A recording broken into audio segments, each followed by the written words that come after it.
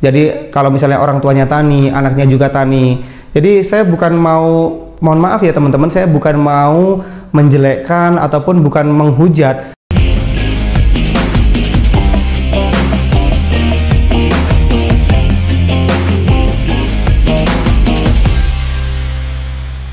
Assalamualaikum warahmatullahi wabarakatuh. Halo teman-teman, jumpa lagi dengan saya Arif Prasetyawan. Jadi hari ini saya membuat video klarifikasi ya. Mungkin nanti teman-teman bisa mengikuti channel saya. Apapun konten-konten yang kita upload mungkin tidak linear ataupun tidak sama dengan konten sebelumnya. Jadi konten Arif Prasetyawan yang baru setelah Lebaran itu akan sangat berbeda dengan konten-konten sebelumnya.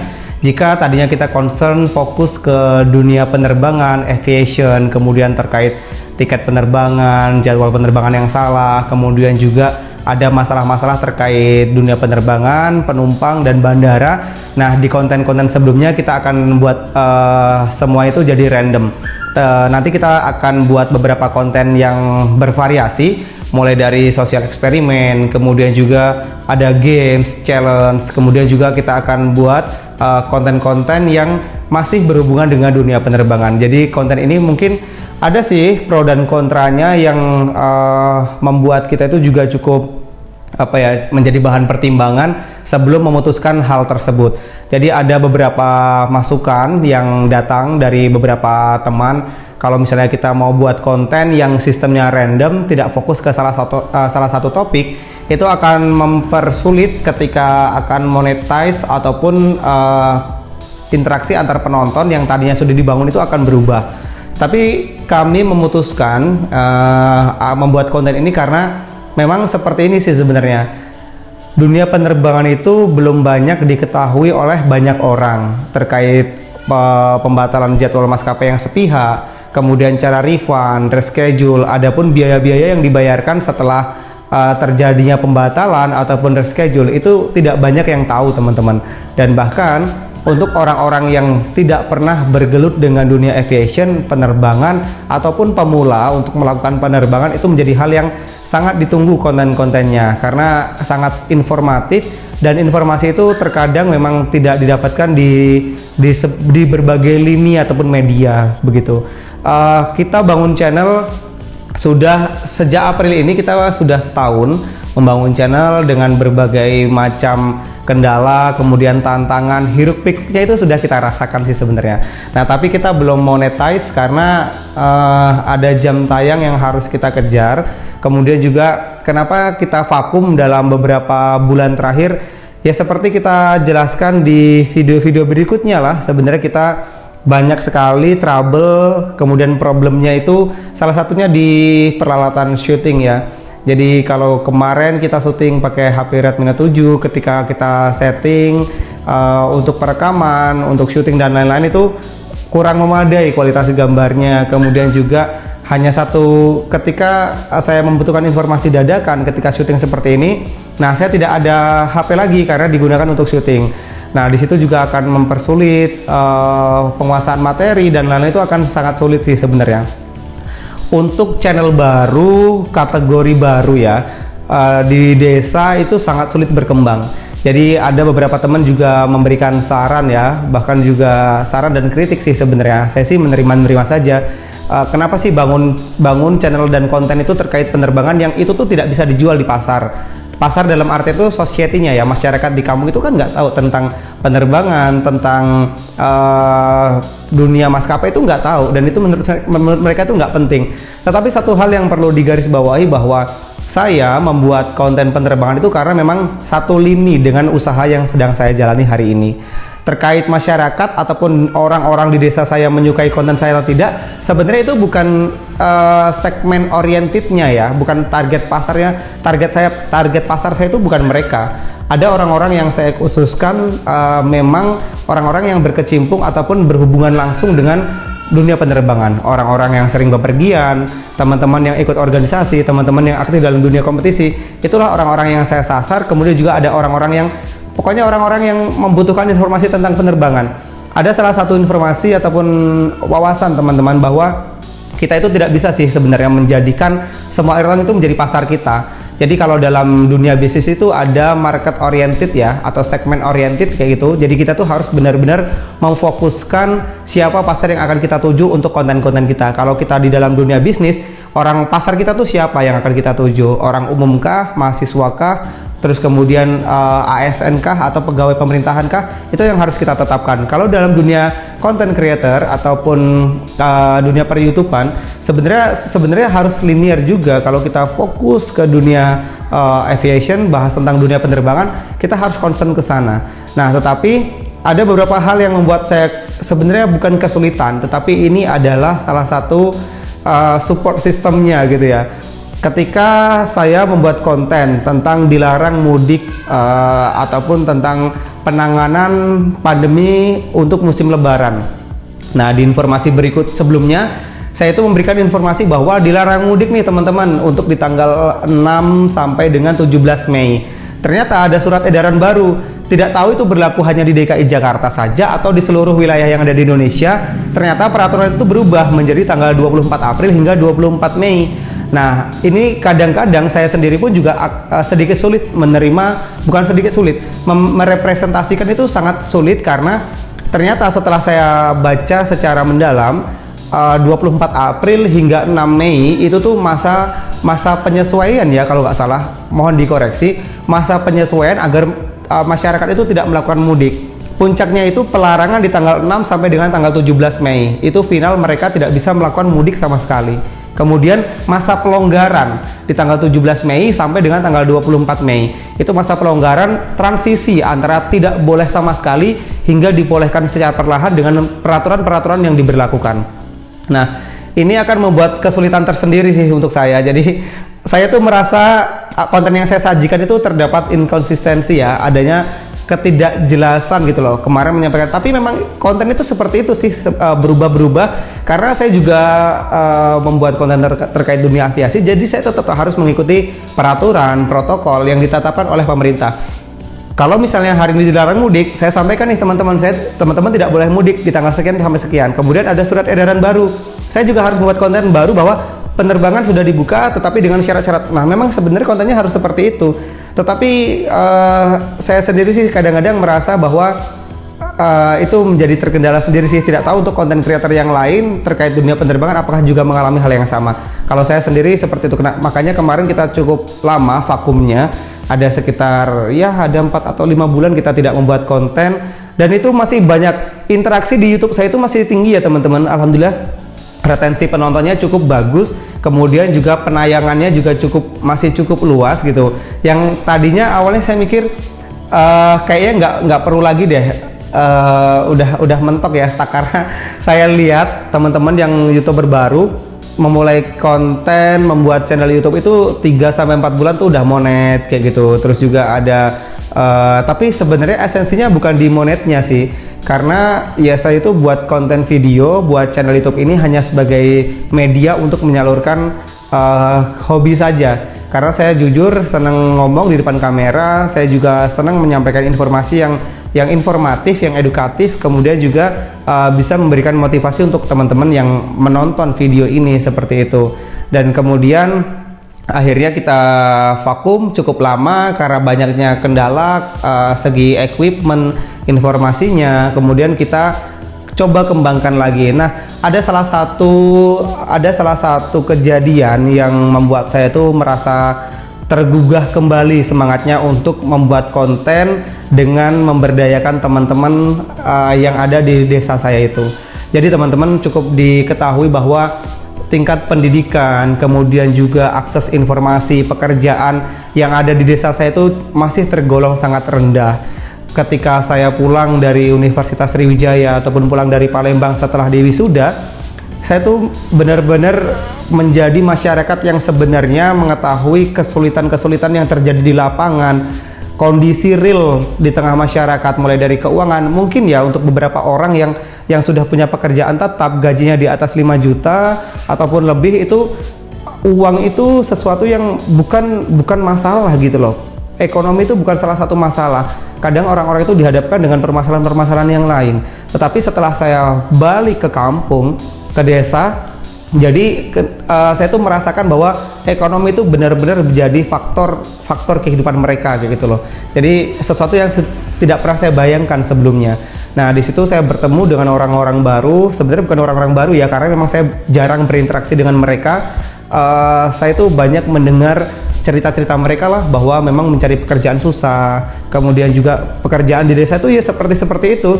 Bahkan ada yang bilang, dulu orang tua saya selalu bilang gini, saya sekolahkan kamu biar kamu itu tidak jadi seperti bapak. Dalam artian tidak berpendidikan mungkin, terus cari kerja susah, makanya disekolahkan. Nah, tetapi ini nih masih secara turun-temurun masih terjadi di desa, teman-teman. Jadi kalau misalnya orang tuanya tani, anaknya juga tani. Jadi saya bukan mau, mohon maaf ya teman-teman, saya bukan mau menjelekkan ataupun bukan menghujat, tapi saya itu mau menyampaikan ini loh yang terjadi di tengah-tengah masyarakat yang saya alami juga ternyata. Jadi kalau orang tuanya petani, misalnya mohon maaf kehidupannya, ekonominya itu cukup atau pas-pasan. Nah, anaknya yang mungkin tidak mendapatkan kesempatan untuk sekolah, ataupun memang dari background keluarganya tidak mensupport untuk sekolah ataupun mendapatkan pendidikan, itu tuh akan sama. Jadi kalau misalnya sistem yang dibangun di pemerintahan di desa itu, kalau kita lihat ya, politisi membangun sebuah dinasti, orang tua jadi presiden, anaknya jadi ketua partai politik atau apa, itu dinasti yang dibangun di sistem perpolitikan yang ada di elit-elit kita. Nah, sistem dinasti yang dibangun di masyarakat ya tadi, karena orang tuanya tani, mungkin background keluarganya tidak mendukung untuk mendapatkan pendidikan, wawasan tentang pendidikan itu sangat rendah, kemudian juga minat dan tidak ada motivasi ataupun dorongan dari orang-orang sekitar tentang pendidikan. Akhirnya dinasti yang terbangun tuh sama, orang tua tani, anaknya tani, hidupnya mungkin pas-pasan, anaknya sudah menikah, kemudian hidupnya pas-pasan juga seperti orang tuanya. Jadi apa ya, sesuatu yang menurut saya itu sangat miris ya. Apalagi teman-teman diketahui bahwa pemuda-pemuda di desa saya itu terkait menikah ataupun berkeluarga itu mereka tuh kayak sedikit tertutup ya, introvert lah untuk hal-hal tersebut, karena memang saya menyadari bahwa mereka mungkin berpikir bahwa untuk menghidupi anak orang ketika sudah menikah, bertanggung jawab kepada istri, keluarga, anak, dan lain-lain, itu mungkin menjadi bahan pertimbangan tersendiri untuk mereka, kenapa mereka tidak segera menikah ataupun berkeluarga. Nah, ini nih karena memang munculnya sudah secara turun-temurun, tidak ada inovasi, tidak ada wawasan, kurangnya pengetahuan, serta kurangnya motivasi dari orang-orang sekitar, itu yang membuat kondisi ini tetap berlangsung hingga hari ini. Nah, kenapa saya memutuskan untuk merekrut? Jadi teman-teman perlu diketahui bahwa kameramen saya hari ini adalah teman-teman yang ada di lingkungan saya, tempat bermain, kemudian tim YouTube saya di belakang channel ini, itu ada orang-orang yang memang sengaja saya rekrut untuk bisa bekerja sama. Setidaknya mereka itu bergelut dengan dunia baru. Kalau dunia digital, YouTube, kemudian ya segala sesuatu yang menggunakan digitalisasi, media-media yang mungkin asing sebelumnya, mereka itu jadi lebih terbiasa. Memang awalnya sedikit perlu effort yang lebih, mengajari, kemudian juga harus lebih ke praktis ya. Mereka karena belum pernah bersentuhan dengan hal-hal yang baru, kita injected ya, kita berikan sesuatu yang baru secara perlahan agar mereka paham. Jadi memang harus seperti itu sih konsepnya, kita berikan mereka pemahaman. Yang paling penting itu sebenarnya keinspirasi dulu. Jadi saya tanya sama mereka, apakah mau sih sebenarnya prinsip hidup mereka tuh gimana sih gitu loh. Apakah memang pengen yang freelance, hidup bekerja semaunya, di mana aja bisa bekerja, atau mereka tuh butuh sesuatu yang baru. Pernah dijawab, kita pernah ada satu session ya, kita session diskusi sama mereka. Jadi saya tanya, ya sebenarnya kalau ada pekerjaan yang lebih layak, ada pekerjaan yang lebih bagus, mereka tuh sebenarnya juga mau gitu loh. Tapi karena memang tidak ada yang mengarahkan, tidak adanya informasi, jadi mereka tuh ya bekerja begitu aja. Mereka bekerja sebagai kuli singkong ya, nyabut singkong di lahan tebu kayak gitu, di persawahan. Itulah kehidupan dan rutinitas yang mereka bangun dari mulai mereka tidak tamat sekolah hingga hari ini mungkin mereka sudah berkeluarga. Kemudian dari situlah saya tergerak memang skalanya tuh tidak besar ya, dalam artian wah mau jadi sok-sok hero gitu, ibaratnya mau merangkul mereka kemudian di share di YouTube biar terkesan pencitraan. Tidak sebenarnya teman-teman, memang saya itu pengen ya ada trigger yang bisa dijadikan sebagai suatu perubahan di desa. Makanya saya ajak anak-anak desa, teman-teman di desa itu buat konten, kemudian juga buat program-program ya yang lebih mengarah ke kemajuan. Mereka saya ajarkan tentang dunia digital, kemudian digital marketing. Mungkin yang tidak tahu awalnya metode pemasaran, sebenarnya anak-anak di desa itu ya sama saja seperti orang-orang di kota yang ya mereka juga punya pikiran, mereka punya ide dan gagasan, tetapi mereka itu bingung untuk mengimplementasikan. Banyak sekali faktornya. Faktor ekonomi adalah salah satu pendorong mereka yang membuat mereka itu tertahan dalam suatu hal. Mereka mau melangkah terkendala di ekonomi, mereka mau buat gebrakan terkendala di ekonomi. Contohnya hari ini mereka mau buat konten YouTube misalnya, mereka tidak ada kamera, mereka tidak ada yang lain-lain, akhirnya mereka terkendala. Sebenarnya itulah pemikiran-pemikiran yang harus diluruskan kayak gitu ya. Nah, jadi saya ajak mereka untuk terjun membersamai, walaupun teman-teman dalam dunia YouTube itu, dalam dunia digital ya, atau hari ini kita buat konten memerlukan bantuan mereka dengan menjadikan mereka sebagai tim. Saya sebenarnya tidak memberikan apa-apa ya, dalam artian tidak menjaminkan bahwa mereka akan sukses ikut saya gitu. Tetapi saya yakin ketika channel ini berkembang dengan seiring berjalannya waktu, channel ini akan mendapatkan monetisasi dari pihak YouTube ataupun Google. Kita bisa mendapatkan AdSense mungkin ataupun iklan. Nah, itu akan berdampak di kehidupan kita, saya dan mereka gitu loh. Setidaknya ini akan menjadi sebuah pembuktian, ini akan menjadi sebuah trigger, ini akan menjadi sebuah motivasi untuk mereka akhirnya percaya bahwa kalau misalnya kita melakukan sesuatu, melakukan perubahan, kita tuh juga bisa merubah hidup kita. Memang yang paling susah itu adalah memberikan contoh. Ibaratnya saya yang mungkin sudah lama berkecimpung di dunia bisnis, saya cukup apa ya, kalau misalnya di desa itu ya, kalau dibilang mungkin bisalah sedikit menginspirasi mereka. Itu pun masih sangat sulit untuk mengajak mereka karena memang tidak ada buktinya. Saya buat, ayo ikut di YouTube saya gitu atau gimana gitu. Itu akan sangat sulit karena memang belum ada hasilnya untuk di segmen yang itu. Kalau misalnya saya mengajak orang terjun ke dunia bisnis, ke tiketing, aviation, mereka tuh tanpa diajak udah banyak yang mendaftar. Teman-teman perlu ketahui bahwa puncaknya Airplus Ticket itu usaha yang saya bangun pernah hampir menyeleksi 20 atau 25 calon karyawan di seluruh Indonesia yang akan saya jadikan agent gitu ya. Jadi pernah diadakan, tapi tidak lama sih. Jadi itu saya pernah sih membuat inovasi. Karena sejauh ini karyawan-karyawan ataupun agen-agen Airplus Ticket itu direkrut dari orang-orang terdekat aja. Jadi saya tahu dia tahu saya, mereka punya effort yang bagus, punya kemauan yang bagus, kemudian juga anaknya juga cukup bisa dibilang tanggung jawab, saya ajak mereka. Nah, ada di satu momen saya bangun kayak sejenis OR ya, open recruitment, yang ya skalanya ala-ala kayak gitu. Itu tuh cukup banyak antusiasnya, tapi memang tidak semua mereka saya terima ya, karena ya banyak sekali faktor dan lain-lainnya lah, itu yang tidak saya sebutkan di sini. Nah, seperti itu juga tidak saya minta mereka daftar, tetapi bahkan ada yang sampai nanya-nanya, ada nggak lowongannya, ada yang nggak ininya gitu, ada yang menanyakan, padahal saya tidak melakukan sharing atau tidak melakukan publikasi bahwa saya membutuhkan agen ataupun karyawan. Tetapi untuk hal yang seperti ini ya, tentang perekonomian di desa, kegiatan aktivis ataupun karya-karya di desa, itu cukup sangat sulit karena mereka tuh orientasinya itu ya kerja untuk makan. Jadi hari ini bekerja untuk makan hari ini, besoknya kita cari lagi kayak gitu. Itu tuh apa ya, kalau menurut saya harus dirubah sih pandangan-pandangan yang seperti itu.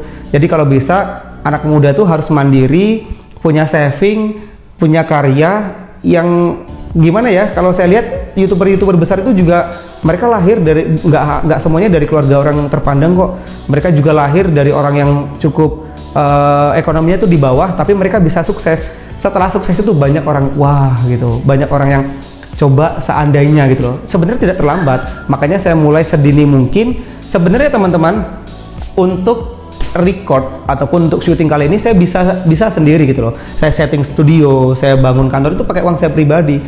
kemudian saya beli kamera, saya syuting, itu sebenarnya bisa dilakukan pribadi, editing dan lain-lain. Tetapi karena memang tujuan utamanya adalah bagaimana untuk men-trigger mereka, biar pikiran mereka terbuka, mencari uang itu bisa pakai dunia digital, pemanfaatan 4.0 atau 5.0 itu bisa dibangun kayak gitu loh. Dan itu mereka tuh harus diinfeksi satu-satu tuh, kalau virusnya harus diinfeksi satu atau dua orang ikut sama kita sukses, orang lain akan mengikuti. Nah, itulah yang saya ingin terapkan di desa saya.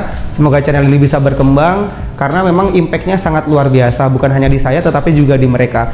Nah, itulah teman-teman sebuah klarifikasi yang saya mau sampaikan ke penonton channel YouTube saya.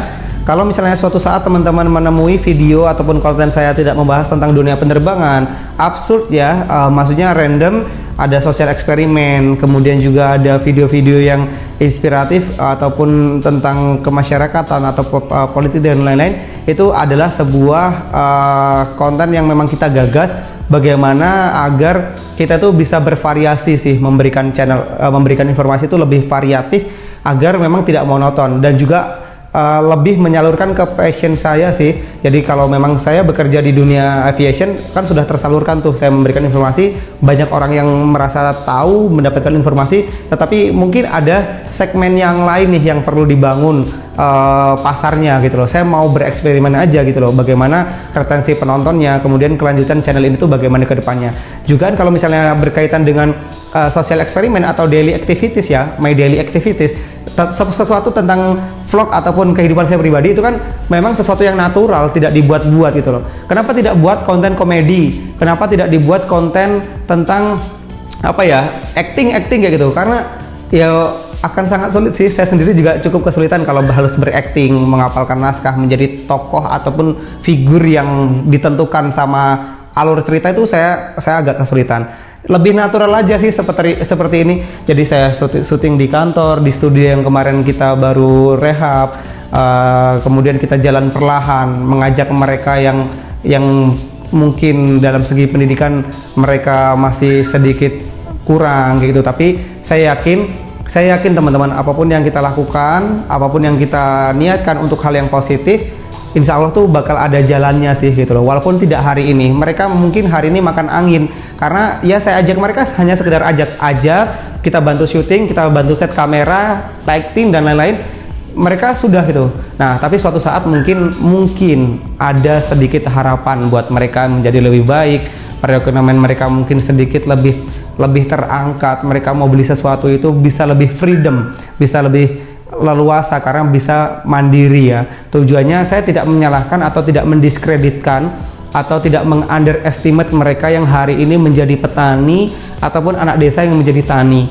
Tujuan saya bagus, tujuan saya itu bagaimana agar anak muda bisa berkarya, mereka menciptakan karya-karya yang ya mungkin bisa keluar dari jalur yang secara turun-temurun itu sudah dilakukan oleh banyak orang.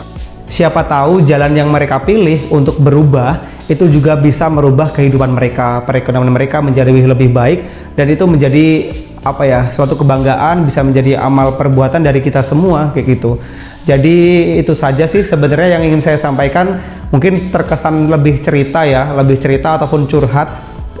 Sebenarnya teman-teman yang merasa tidak penting banget sih mendengarkan cerita saya gitu, itu tidak masalah gitu loh. Saya hanya membuat ini biar teman-teman itu bisa mengetahui bahwa suatu saat channel kita akan lebih random. Ada banyak konten yang kita sajikan. Kalau teman-teman suka, teman-teman bisa like, komen dan share serta subscribe agar channel ini semakin berkembang, yang nanti impactnya bisa ke saya ataupun ke mereka yang lebih luas, bisa menciptakan lapangan pekerjaan untuk mereka yang lebih banyak, dan nanti pokoknya banyaklah impactnya. Terima kasih teman-teman sudah menyaksikan video ini. Jangan lupa untuk komen, like, share dan subscribe. Nah, untuk teman-teman yang memang baru bergabung, selamat datang dan selamat menyaksikan video-video kami yang lain. Saya Ari Prastiawan dan sampai jumpa.